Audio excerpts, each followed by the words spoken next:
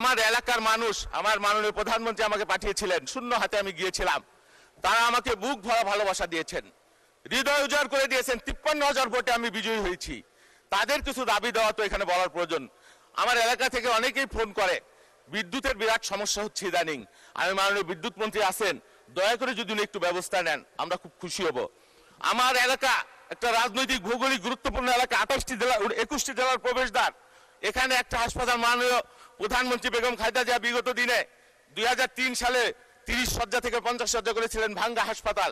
সেটা মাননীয় প্রধানমন্ত্রী এখন 100 শয্যা করেছেন। আমি অনুরোধ করব দয়া করে এই হাসপাতালটা গুরুত্বপূর্ণ জায়গা, 250 শয্যা যদি করে দেওয়া যায়। আমার এখানে একটা ট্রমা সেন্টারের খুব প্রয়োজন। আমি নির্বাচনের সময় কমিটমেন্ট করেছি যে মাননীয় মন্ত্রীকে অনুরোধ করে আমি এনে দেব।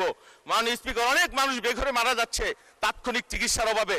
একটা গুরুত্বপূর্ণ জায়গা, একটা ট্রমা সেন্টার যদি আমাদেরকে দেওয়া হয় তাহলে মানুষ খুবই উপকৃত হবে। মাননীয় স্বাস্থ্যমন্ত্রী রয়েছেন, আমি প্রায় যাই, অনুরোধ করি মন্ত্রীদেরকে, কিন্তু খুব একটা ফল পাই না। আমার মাননীয় প্রধানমন্ত্রী আছেন, নিশ্চয়ই তিনি বিষয়টি দেখবেন এবং বিবেচনা করবেন। নদী ভাঙন, 7-8টি ইউনিয়ন নদীর কবলে বিলীন হয়ে গেছে। অনেক মানুষ সর্বহারা সদরপুর উপজেলা, চরভদ্রেশ্বর উপজেলায়। মাননীয় পানি মন্ত্রী রয়েছেন, তাকে আমি অনুরোধ করব যে এই নদী ভাঙনের বিষয়ে যদি আপনি একটু ব্যবস্থা গ্রহণ করেন তাহলে আমার এলাকার মানুষ খুবই উপকৃত হবে। ধন্যবাদ মাননীয় স্পিকার, ধন্যবাদ সবাইকে। আসসালামু আলাইকুম।